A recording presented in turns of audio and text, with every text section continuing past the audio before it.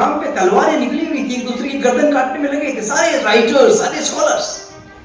उस वक्त गांधी जी ने कहा, भाई ये जो हिंदी है ये हिंदुस्तानी है। हमने हिंदी से उर्दू के लफ्जों को निकाल के हिंदी को वीर्यहीन कर दिया। उर्दू के लफ्ज हमारे इतिहास के साथ हिंदी को मर्दानगी दे देते।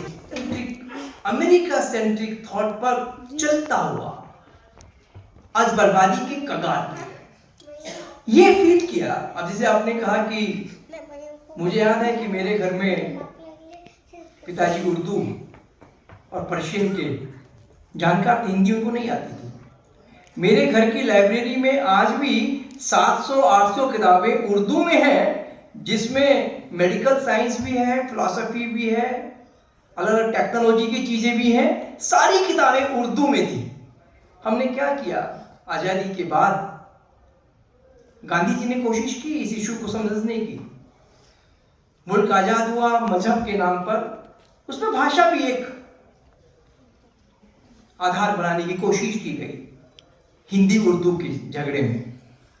जिस ईस्टर्न यूपी से चंदन जी आते हैं, वहां का अगर उस समय के अखबारों का हाल देख लें, हिंदी और उर्दू के अखबारों का, तो यह था कि भाषा के नाम पे तलवारें निकली हुई थी, एक दूसरे की गर्दन काटने में लगे थे सारे राइटर्स, सारे स्कॉलर्स। उस वक्त गांधी जी ने कहा, भाई ये जो हिंदी है ये हिंदुस्तानी है। ये जो हिंदुस्तानी है इसको इस मुल्क की 80% आबादी समझती है। इस हिंदुस्तानी भाषा को आप राष्ट्र की भाषा बनाओ। मगर हमने क्या किया, संविधान बनाते हुए जब इस बात को, गांधी जी की बात को रखा संविधान सभा में, तो उस समय उन्होंने ये तो लिख दिया कि जो हिंदी राष्ट्रभाषा बनेगी, ना संस्कृत से वो बोझिल होगी, ना पर्शियन अरबिक के शब्दों से वो जो है घायल की जाएगी। एक ऐसी भाषा बनेगी जिसमें आम आदमी के द्वारा बोले जाने वाले शब्दों का संग्रह किया जाएगा। हमने हिंदी भाषा को राष्ट्रभाषा बनाया जरूर, मगर उसकी जो वहां पर परिभाषा दी, जो डेफिनेशन संविधान में दी, वो ये थी कि हम आम आदमी की भाषा को, अगर आज हिंदी राष्ट्रभाषा नहीं बनी, देश की संपर्क भाषा नहीं बन पाई, तो उसकी वजह मेरे गुरुजी कहा करते थे, प्रोफेसर नामवर सिंह जी, हमेशा कि रमेश जी, हम तो बनारस से आते हैं जहां पर ये हिंदी उर्दू का झगड़ा सबसे ज्यादा फैला हुआ था।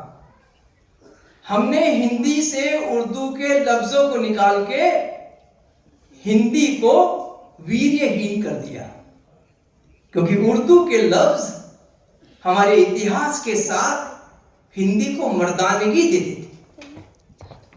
ये जब नामवर जी ने कहा तो मुझे सब कुछ ख्याल आया कि मेरे पिताजी की भाषा में जब वो बोलते थे, हम तो दिल्ली 6 के लोग हैं, उस समय का जो माहौल था 70 में होश आया उसका। अब एक बहुत बड़ी बात यह है कि एनईपी चाहती है कि मातृभाषाओं में हो, मगर जैसा यहां सब स्कॉलर्स ने कहा, पॉलिसी तो डीएस कोठारी वाली 68 की भी बहुत अच्छी थी, उससे पहले राधाकृष्णन की भी अच्छी थी। राममूर्ति, बीपी सिंह जी ने राममूर्ति को, अफसर आचार्य राममूर्ति गांधी ने उनको बैठा के उसमें कुछ चेंजेस कराए थे 92 में, वो भी बहुत अच्छी थी।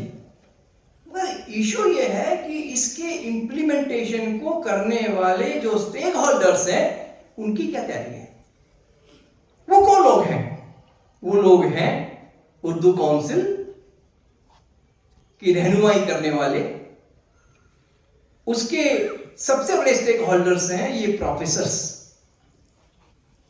जब तक ये टीचिंग कम्युनिटी, ये फैकल्टी हिंदुस्तान के स्कूल और कॉलेजों की, जब तक, आपने किसी ने कहा अंग्रेजी तो बेहद जरूरी है, हाँ साहब बेहद जरूरी है, हम अंग्रेजी से नफरत नहीं करना चाहते, मगर अंग्रेजी की जरूरत सिर्फ इतनी है कि हिंदुस्तान का जो टीचर है वो आज के ज्ञान विज्ञान का जो साहित्य अंग्रेजी में उपलब्ध है, उस ज्ञान विज्ञान को अपनी मातृभाषाओं में, अपने देश की अन्य भाषाओं में पाठ्य पुस्तकों के रूप में, रेफरेंस बुक्स के रूप में शाया करे और मुल्क के सामने पेश करे।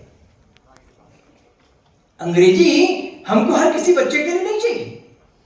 को लिंग्विस्टिक्स को जो हिंदुस्तान की भाषाओं की जो नेचुरल यूनिटी है, स्वाभाविक एकता है, जो हजारों साल से को एग्जिस्टेंस में एग्जिस्ट करती आ रही हैं, उनकी एकता को तोड़ने के लिए ये जो ड्यू, जेएनयू और जादवपुर यूनिवर्सिटी के या और यूनिवर्सिटीज के प्रोफेसर्स ने भाषा विज्ञान की इन थ्योरीज को लेकर जो हमारे बच्चों के दिमाग में जहर भर दिया है, जरूरत है हम उसको खत्म कर सकें।